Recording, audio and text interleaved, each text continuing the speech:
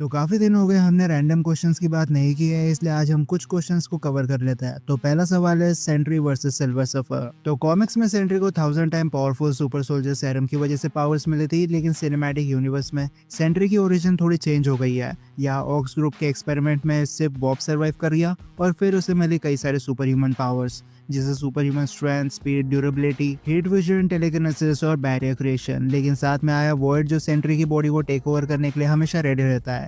फिर आता है सिल्वर सफर, जिसका नाम होता है नॉरेन रैड। लेकिन जब गैलेक्टस इसके प्लैनेट को खाने आता है, तब वो इस वर्ल्ड डिस्ट्रॉयर से एक डील करता है कि वो इसके प्लैनेट को छोड़ दे और उसके बाद वो गैलेक्टस के लिए काम करेगा। गैलेक्टस नॉरेन को थोड़ी बहुत कॉस्मिक पावर देता है और फिर ऐसे सिल्वर सफर का जन्म होता है। सिल्वर सफर के पास जो बहुत सारी पावर्स है, जैसे matter manipulation, energy projection, light speed से भी ज्यादा फास्ट ट्रैवल करना और मरे हुए को जिंदा करना। लेकिन ये सारी एबिलिटीज सर्फर को मिलती है उसके सर्फ बोर्ड की वजह से। अगर ये बोर्ड उससे अलग हो जाए तो सर्फर अपनी सारी पावर्स खो देगा। अब ये दोनों थोड़े कॉम्प्लिकेटेड कैरेक्टर्स है, इसलिए कुछ पॉइंट्स में इनकी फाइट को ब्रेक डाउन करता है। सबसे पहले एक्सपीरियंस की बात करें तो सिल्वर सर्फर अब कई सेंचुरी से हेरल्ड बनकर गैलेक्सी में घूम रहा है और इसने कई सारे प्लैनेट्स को बर्बाद किया है। वहाँ की स्ट्रॉन्गेस्ट बीइंग से इसने फाइट भी कर रखी होगी, जिसकी वजह से सर्फर के पास लाइफ और बैटल एक्सपीरियंस की कोई कमी नहीं है। जबकि सेंट्री अभी मिडिल एज में है, इसलिए वो अभी के लिए लाइफ को समझ ही रहा था कि उसे सुपर पावर्स मिल गई और अब वो लाइफ नहीं बल्कि वॉइड के बारे में ज्यादा सोचता है। सेंट्री भी कॉस्मिक बीइंग से फाइट कर चुका है, लेकिन सिर्फ बात करें एक्सपीरियंस की तो सिल्वर सफर सेंट्री के कंपैरिजन में बहुत आगे है। मेंटल स्टेबिलिटी, अब सिल्वर सफर ने कई सारे प्लैनेट्स को खत्म होते हुए देखा है, इसलिए टाइम के साथ वो काफी ज्यादा बेरहम बन चुका था। ऊपर से इसके पास कॉस्मिक अवेयरनेस है, इसलिए मेंटल अटैक्स इस पर ठीक से काम नहीं करते, जिसकी वजह से सिल्वर सफर की मेंटलिटी बहुत ज्यादा स्टेबल है। लेकिन सेंट्री का पूरा उल्टा सीन है, यह मेंटली सबसे वीकेस्ट कैरेक्टर में से एक है। सेंट्री के मन में हमेशा वॉइड का डर बना रहता है और अगर बॉब थोड़ा सा भी इमोशनली वीक होता है तो टाइम नहीं लगता वॉइड को बाहर आकर प्लैनेट को डिस्ट्रॉय करने में। इसलिए मेंटल स्टेबिलिटी का क्लियर एडवांटेज सिल्वर सफर को मिलता है। स्पीड, अब सेंट्री की स्पीड कभी ठीक से हाईलाइट नहीं की गई, लेकिन ये बहुत फास्ट है। ये 1 मिलीसेकंड में अर्थ का चक्कर लगा सकता है और 2 से 3 सेकंड में ग्राउंड से स्पेस तक पहुंच जाता है। पर सिल्वर सफर जाना ही जाता अपने स्पीड की वजह से। ये लाइट स्पीड से भी ज्यादा फास्ट है और इसके रिएक्शंस और रिफ्लेक्सेस बहुत ज्यादा क्विक है, इसलिए सिल्वर सफर के पास हमेशा स्पीड का एडवांटेज रहेगा, फिर सामने चाहे कितना भी फास्ट कैरेक्टर क्यों ना हो। ड्यूरेबिलिटी, अब दोनों बीइंग्स वर्चुअली इमॉर्टल है, इनकी बॉडी को डैमेज देना भी ऑलमोस्ट इम्पॉसिबल हो जाता है और किसी वजह से डैमेज हो जाए तो वो खुद को आसानी से हील कर लेता है। इसलिए ड्यूरेबिलिटी वाइज तो ये दोनों इक्वल देखने मिल जाता है। बस नल जैसों के सामने इन दोनों की ड्यूरेबिलिटी काम नहीं करती। नेग्रोसॉर्ड तो दूर की बात है, नल की स्ट्रेंथ ही काफी है इन दोनों को हैवी डैमेज देने के लिए। रॉ पावर्स, अब सेंटर के पास एक्सप्लोडिंग सन्स की पावर्स है और ये गॉड्स तक को अपने हाथों से टीयर कर चुका है, जो ये प्रूव करता है कि सेंट्री की ब्रूट फोर्स कुछ ज्यादा एक्स्ट्रॉर्डिनरी है। सेंट्री एनर्जी बेस्ड अटैक भी कर सकता है, जिससे वो एक आइलैंड को इजीली डिस्ट्रॉय कर देगा, लेकिन सेंट्री ज्यादा फेमस है अपने फिजिकल पावर्स की वजह से। वही सिल्वर सफर के पास कोई बहुत तगड़े लेवल के फिजिकल फीट्स नहीं है, ये बात अलग है सर्फर, थॉर और नल जैसों से फिजिकल बैटल कर चुका है, लेकिन सर्फर की कॉस्मिक अवेयरनेस उसे स्पेशल बनाती है। सिल्वर सफर के एनर्जी प्रोजेक्शन से स्टार्स, मून्स और कई मिड लेवल प्लैनेट्स भी खत्म हो सकते हैं। सेंट्री की रॉ पावर की फीट्स ज्यादा बेटर है, लेकिन सिल्वर सफर की कॉस्मिक पावर को हम इग्नोर नहीं कर सकते, वो भी तब जब सिल्वर सफर के पास बेटर कंट्रोल है अपने एबिलिटीज पर। तो अब कंक्लूजन की बात करें तो सेंट्री की रॉ पावर्स काफी ज्यादा डिस्ट्रक्टिव है, लेकिन वर्सेटैलिटी, स्पीड, एक्सपीरियंस और स्ट्रेटेजी मेकिंग का एडवांटेज सिल्वर सफर के पास देखने मिलेगा। सर्फर की अडेप्ट करने का नेचर और एनर्जी मैनिपुलेशन उसे एक एज प्रोवाइड करेगी, जबकि सेंट्री वॉइड की वजह से हमेशा मेंटल स्टेबिलिटी लूज करने के डर में रहेगा और अच्छे से अपनी पावर्स को यूज भी नहीं कर सकता। इसलिए सिल्वर सफर के लिए आसान नहीं होने वाला, लेकिन वही आज की सुपर बैटल का विनर बन जाएगा। फिनिक्स फोर्स वर्सेस गैलेक्टस, अब ये दोनों मार्वल यूनिवर्स के पावरफुल कॉस्मिक एंटिटीज है। सबसे पहले बात करते हैं गैलेक्टस की, जो कुछ दिन बाद हमें फैंटास्टिक फोर फर्स्ट स्टेप में देखने मिलेगा, लेकिन ये कोई सुपर विलन नहीं है। गैलेक्टस सिर्फ अपना पेट भरने के लिए प्लैनेट्स को कंज्यूम करता है, लेकिन गैलेक्टस के ये एक्शंस यूनिवर्स में बैलेंस बनाए रखते हैं, इसलिए कई सारे प्लैनेट्स पर गैलेक्टस को as a god of destruction भी कहा जाता है। और गैलेक्टस किसी भी प्लैनेट को नहीं खाता, सिर्फ वो प्लैनेट जहाँ की लाइफ फोर्स एनर्जी से गैलेक्टस को ताकत मिलती है वही प्लैनेट्स गैलेक्टस खा सकता है। इसलिए इस एंटिटी को सिल्वर सफर जैसे हैटर्स को रखना पड़ता है।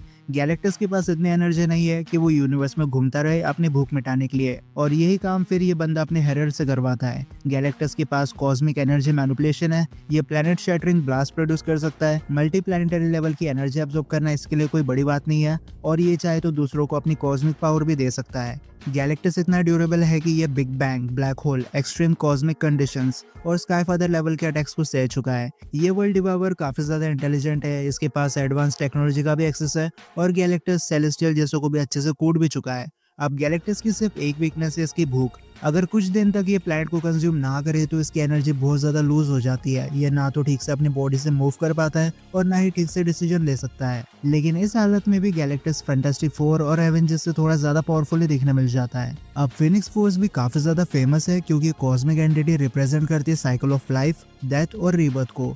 फिनिक्स फोर्स का काम होता है यूनिवर्स में घूमना और डिफरेंट यूनिवर्स में जाकर जीन ग्रे जैसे होस्ट के बॉडी पर कंट्रोल करना, ताकि ये पहले प्लैनेट डिस्ट्रॉय कर दे और फिर एंटायर यूनिवर्स को। लेकिन जितने भी टाइम तक किसी म्यूटेंट के पास फिनिक्स फोर्स होती है, उनकी पावर सिंप्लीफाई हो जाती है। फिनिक्स फोर्स के साथ मैटर और एनर्जी मैनिपुलेशन हो जाती है। ये मरे हुए बंदे को फिर से जिंदा कर सकती है। इस फोर्स ने ऐसे ही बिना किसी रीजन के कई सारे प्लैनेट्स और स्टार्स जो सन से 1000 टाइम्स बड़े थे उन्हें डिस्ट्रॉय किया है। लेकिन अब इन दोनों की पावर लेवल्स को कंपेयर कर लेते हैं तो सबसे पहले जो इन दोनों का यूनिवर्सल रोल है वो काफी डिफरेंट है।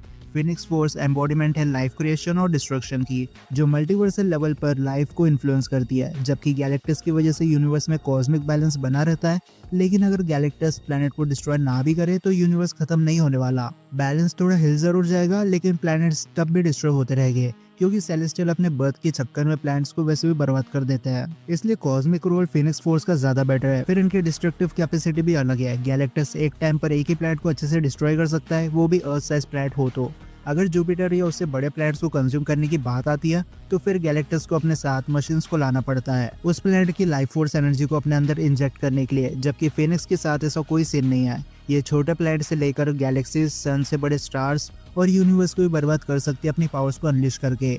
और जब बात आती है खौफ की तो इसमें भी फिनिक्स फोर्स आ गया है। गैलेक्टस से सिर्फ नॉर्मल ह्यूमनॉइड बीइंग्स डरता है। सुपर ह्यूमंस, स्काई फादर्स और कॉस्मिक एंटिटीज को कोई फर्क नहीं पड़ता गैलेक्टस के होने या ना होने से, पर फिनिक्स फोर्स से सब डरता है क्योंकि इन्हें पता है अगर फिनिक्स उसके सामने आ गई तो उनकी मौत पक्की है। इसलिए जहाँ एक तरफ सेलेस्टियल गैलेक्टस को कूट देते हैं, वो सेम सेलेस्टियल फिनिक्स फोर्स से जितना दूर हो सके उतना डिस्टेंस मेंटेन करने की कोशिश करता है। और जब ये दोनों फाइट करेंगे तब गैलेक्टस को फुल्ली फेड होकर जाना पड़ेगा, क्योंकि भूखे पेट गैलेक्टस कभी उस लेवल के अटैक नहीं कर सकता जिससे फिनिक्स फोर्स नॉकआउट हो जाए। ऊपर से प्रॉब्लम ये है कि फिनिक्स फोर्स यूनिवर्स के फैब्रिक से जुड़ी हुई है, इसलिए गैलेक्टस कभी इस फोर्स को एब्जॉर्ब नहीं कर पाएगा। सो रॉ पावर्स के भरोसे रहकर ही फिनिक्स फोर्स को बीट करना है। पर फिनिक्स हर चीज में गैलेक्टस से आगे है, फिर चाहे वो यूनिवर्सल कॉस्मिक रोल हो या फिर डिस्ट्रक्टिव पावर, नहीं तो कॉस्मिक एंटिटीज के बीच में खौफ हो। इसलिए फाइट में फिनिक्स फोर्स का हर अटैक गैलेक्टस को हैवी डैमेज देगा, लेकिन गैलेक्टस के 95% अटैक्स फिनिक्स के सामने फेल हो जाएंगे। इसलिए ओवरऑल देखें तो फिनिक्स फोर्स यहाँ बड़ी आसानी से गैलेक्टस को मार सकती है, उसके रॉ पावर, इमॉर्टलिटी और हायर कॉस्मिक सिग्निफिकेंस की वजह से। Okay, next question, Attuma versus Thor. अब थॉर की बात हम कई बार कर चुके हैं, इसलिए मुझे बताने की जरूरत नहीं है कि गॉड ऑफ थंडर का क्या बैकग्राउंड है और वो कितना ज्यादा पावरफुल है।